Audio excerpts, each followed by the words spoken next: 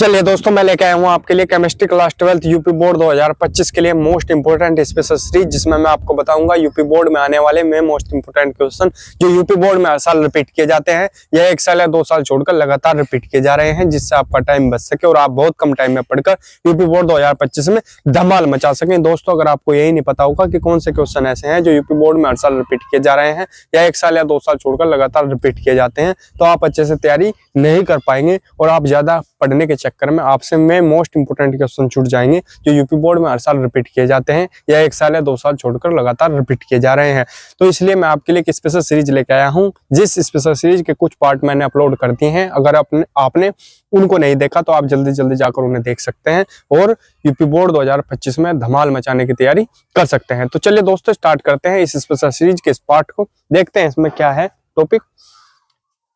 संक्रमण तत्वों या डी ब्लॉक के तत्वों, एक ही बात है, संक्रमण तत्वों या डी ब्लॉक के तत्वों, दोनों की डेफिनेशन लिखेंगे।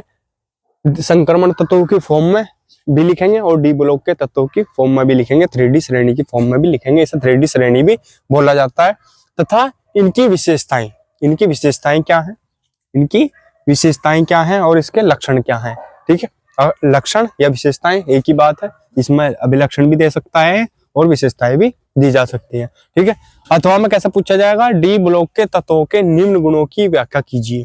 ठीक है, निम्न गुणों की व्याख्या कीजिए। कुछ गुण दे देगा वो, जैसे इलेक्ट्रॉनिक विन्यास, चुंबकीय लक्षण कैसे हैं इसके, और विभिन्न ऑक्सीकरण अवस्थाएं कैसी हैं। ठीक है, कौन कौन सी इसकी विभिन्न ऑक्सीकरण अवस्थाएं होती हैं, मतलब इन टॉपिक पर हमें लिखना है इसके बारे में। ठीक है, इलेक्ट्रॉनिक विन्यास क्या है इसका, चुंबकीय लक्षण क्या है इसके, और विभिन्न ऑक्सीकरण अवस्थाएं क्या हैं। ठीक है, तो इस तरीके से प्रश्न बनेगा। या तो आ जाता है संक्रमण तत्व किसे कहते हैं, इनकी विशेषताएं लिखिए। ठीक है, या आ जाता है संक्रमण तत्वों की विशेषताएं लिखिए, या आ जाता है डी ब्लॉक तत्वों की विशेषताएं लिखिए। ठीक है, और डेफिनेशन में पूछ ली जाती है डी ब्लॉक के तत्व किसे कहते हैं, इनकी विशेषताएं लिखिए। या फिर वो दे देगा ऐसे, ये देख 2-3 टॉपिक दे देगा कि इन्हें समझाइए किसके अकॉर्डिंग, डी ब्लॉक के तत्वों के अकॉर्डिंग या संक्रमण तत्वों के अनुसार इन तत्वों को, इन टॉपिकों को समझाइए कि क्या क्या है। ठीक है, गुण क्या है इनके। ठीक है, गुण भी एक ही बात है, विशेषताएं भी, लक्षण भी, ये भी सब एक ही चीज है। ठीक है, इन्हें ही लिखेंगे हम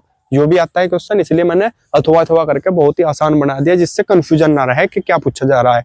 और सन देखेंगे हम कौन से सन में आया हुआ है यूपी बोर्ड के, 2016, 2017, 2018, 2019, 2022, 2023, 2024 यूपी बोर्ड में आया हुआ क्वेश्चन है, मोस्ट इंपोर्टेंट है। ठीक है, और अगर किसी के पास 2024 का पेपर है और उसके पेपर में ये क्वेश्चन नहीं दिया गया, तो आप ये ना सोचें कि यूपी बोर्ड 2024 में आया हुआ नहीं है, क्योंकि जो यूपी बोर्ड है वो हर साल 7 सेट बनाता है और सातों के सातों सेट अलग अलग जिले में भेजे जाते हैं। तो आपके पास सातों सेट उपलब्ध नहीं है, इसलिए आप ये नहीं कह सकते कि आया हुआ नहीं है। अगर आपको कंफर्म करना है कि यूपी बोर्ड 2024 में आया हुआ है या कोई क्वेश्चन 2023 में आया हुआ है, तो आपको अनसोल्ड पेपर के सातों सेट देखने पड़ेंगे उस ईयर के। 2024 में आया हुआ देखना तो 2024 के साथ सेट आपको देखने पड़ेंगे, तब जाके आपको पता लगेगा कि हाँ ये 2024 में आया हुआ क्वेश्चन है। ठीक है, तो इसलिए यूपी बोर्ड की तैयारी करने के लिए ये आवश्यक है कि सबसे पहले आपको सातों सेट जितने भी दिए हुए उन सब में जितने क्वेश्चन दिए हुए पिछले 5 से 7 सालों के, उन्हें अच्छे तरीके से तैयार करना है। उससे ही आपके 95% जो पेपर है वो कंप्लीट हो जाएगा। वो यही करता है यूपी बोर्ड के, जो पिछले 5 से 7 सालों के जो क्वेश्चन है उनसे ही 95% पेपर अगले ईयर में रिपीट किया जाता है। तो इस चीज का ध्यान रखेंगे। तो चलिए दोस्तों, देखते हैं इस टॉपिक को और आंसर लिखेंगे इसका। बहुत ही सरल शब्दों में लिखूंगा, बुक और मॉडल से बिल्कुल अलग होगा। ठीक है, आंसर लिख के हेडिंग डाल लेंगे, संक्रमण तत्व या डी ब्लॉक के तत्व या 3D श्रेणी। ठीक है, तो लिखेंगे इसमें क्या लिखेंगे, वह श्रेणी जिसमें परमाणुओं के 3D कक्षक अपूर्ण होते हैं। 3D कक्षक अपूर्ण होंगे यानी भरे हुए नहीं होते, अपूर्ण होते हैं।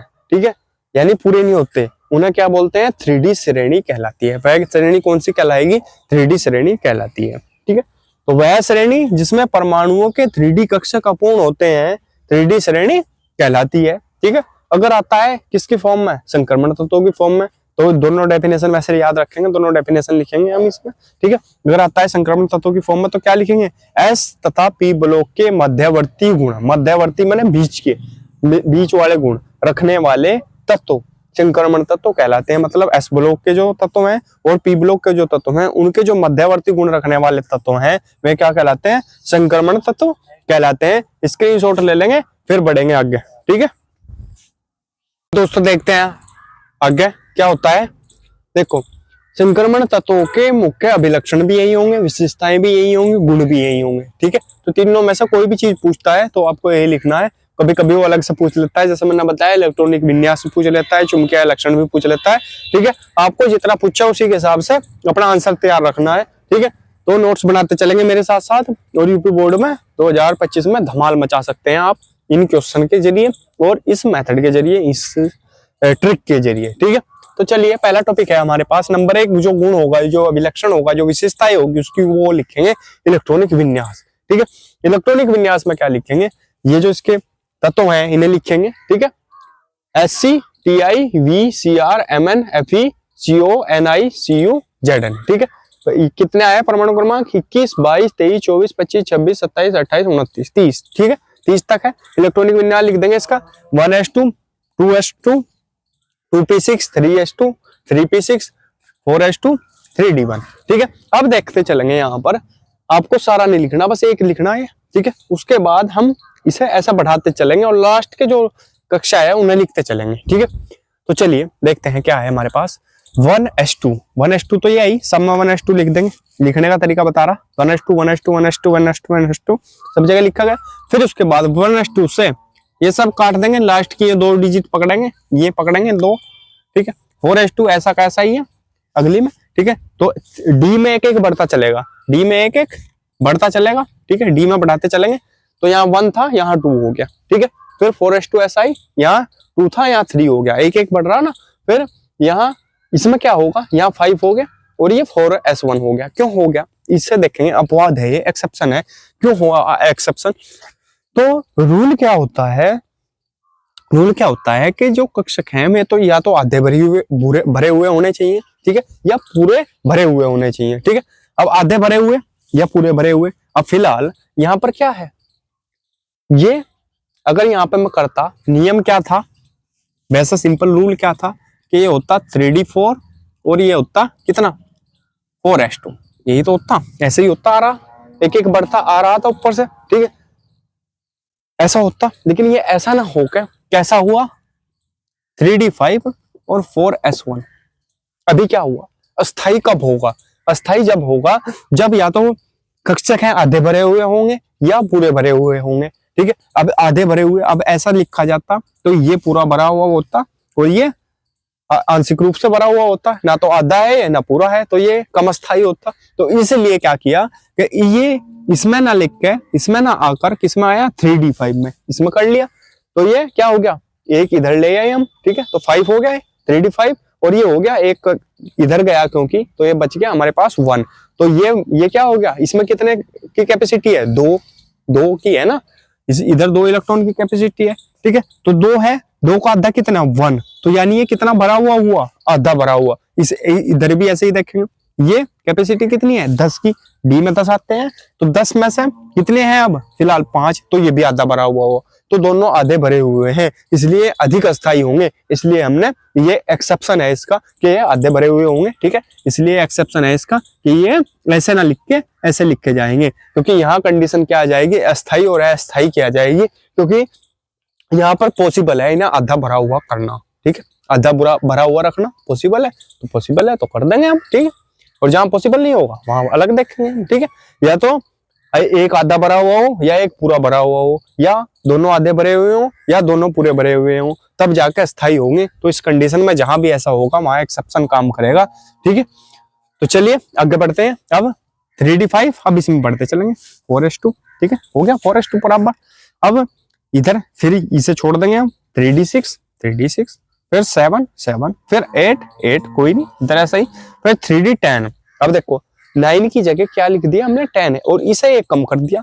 क्यों, क्योंकि ये डी के पूरे कक्षक हो गए, डी के क्या हो गए, पूरे कक्षक हो गए, तो डी क्या हो गया, पूर्ण, डी पूर्ण हो गया, अस्थायी हो गया। और ये 4s1 ये क्या हो गया, ये भी अधपूरित है, आधा भरा हुआ है, इसलिए ये भी अस्थायी है। तो मेन क्या है, आधा भरा हुआ होगा और पूरा भरा हुआ होगा, वो अधिक अस्थायी होगा, इसलिए ये एक्सेप्शन लग गया। और ये जो इलेक्ट्रॉन है ये कहाँ आना चाहिए था, डी में इसमें से निकाल के इसमें रख दिया तो ये बन जाएगा आपके पास 3D10। तो ये हो जाएगा 4s1, इसका एक घट जाएगा तो ये पूरा भरा हुआ या आधा भरा हुआ अधिक स्थायी होगा। ठीक है, तो जहां ये पॉसिबल है ये दो ही है बस। ठीक है, एक तो CO हो गया, एक आपके पास CR हो गया। और अब क्या देखेंगे हम, अब देखो लास्ट वाला 3D10, इसमें 4s2 पूरा हो गया यहाँ तक। क्लियर, अब इसका स्क्रीनशॉट ले लेंगे, कुछ समझ में ना आया हो तो अगले टॉपिक की तरफ चलेंगे और कमेंट करके बताएंगे अगर कुछ प्रॉब्लम हो इस टॉपिक को समझने में। बढ़ते हैं आगे जल्दी जल्दी। चलिए दोस्तों देखते हैं अगला टॉपिक क्या है हमारे पास, ऑक्सीकरण अवस्थाएं। ठीक है, विशेषताएं चल रही है इसकी, विशेषताओं का नंबर 1 करा दिया हमने इलेक्ट्रॉनिक विन्यास, नंबर 2 है ऑक्सीकरण अवस्थाएं। इसमें क्या लिखेंगे, बहुत ही सिंपल, ये एक से अधिक ऑक्सीकरण अवस्थाएं दर्शाते हैं। ये एक से अधिक ऑक्सीकरण अवस्थाएं दर्शाते हैं। क्यों दर्शाते हैं, क्योंकि इनकी दो बाहर वाली कक्षाएं अपूर्ण है, क्योंकि इनकी दो बाहर वाली कक्षाएं अपूर्ण है। बहुत ही सिंपल सा एक लाइन, दो बाहर वाली कक्षाएं अपूर्ण है। आप देखो डी भी नहीं भरा हुआ और S1। ठीक है, तो दो कक्षाएं क्या है, अपूर्ण है। तो नंबर 3 धात्विक गुण। धात्विक गुण क्या है, क्योंकि इनकी बाहरी कक्षा में 1 या 2 इलेक्ट्रॉन होते हैं, इनकी बाहरी कक्षा में 1 या 2 इलेक्ट्रॉन होते हैं, इसलिए ये सभी तत्व धातु हैं। क्योंकि इनकी बाहरी कक्षा में 1 या 2 इलेक्ट्रॉन होते हैं, इसलिए ये सभी तत्व धातु हैं। कितना सिंपल सा है, हो गया धात्विक गुण। नंबर 4 चुंबकीय गुण। चुंबकीय गुण कब होगा, जब अयुग्मित इलेक्ट्रॉन होंगे। ठीक है, अब देखेंगे कैसे होगा, कैसा पता लगेगा चुंबकीय है क्या है, कौन सा चुंबकीय है, अनुचुंबकीय कौन सा है। चूंकि ये अयुग्मित इलेक्ट्रॉन रखते हैं, अयुग्मित इलेक्ट्रॉन है। ठीक है, अयुग्मित इलेक्ट्रॉन रखते हैं, इसलिए ये प्रकृति में अनुचुंबकीय होते हैं। ठीक है, क्या, चूंकि ये अयुग्मित इलेक्ट्रॉन रखते हैं इसलिए ये प्रकृति में अनुचुंबकीय होते हैं। अयुग्मित इलेक्ट्रॉनों की संख्या जितनी अधिक होती है, अनुचुंबकीय गुण उतना ही अधिक होता है। क्लियर, अयुग्मित इलेक्ट्रॉन ये रखते हैं इसलिए ये क्या है, प्रकृति में अनुचुंबकीय है। और जितने ज्यादा अयुग्मित इलेक्ट्रॉन होंगे उतना ये जो अनुचुंबकीय गुण है उतना ही अधिक होगा। ठीक है, क्लियर है, सिंपल है। अब आ जाओ नंबर 5 पर, रंगीन आयनों व यौगिकों का बनना। मोस्ट इंपोर्टेंट है, इस पे ऑब्जेक्टिव क्वेश्चन भी आता है, अलग से क्वेश्चन भी आता है कि रंगीन आयनों व यौगिकों का बनना किसके कारण होता है। ठीक है, ये भी किसके कारण होगा, अयुग्मित इलेक्ट्रॉनों के कारण होगा। क्योंकि ये सभी अयुग्मित इलेक्ट्रॉन रखते हैं इसलिए रंगीन होते हैं। ठीक है, अयुग्मित इलेक्ट्रॉनों की संख्या जितनी अधिक होती है, रंग की तीव्रता उतनी ही अधिक हो जाती है, उतना ही रंग तीव्र होगा।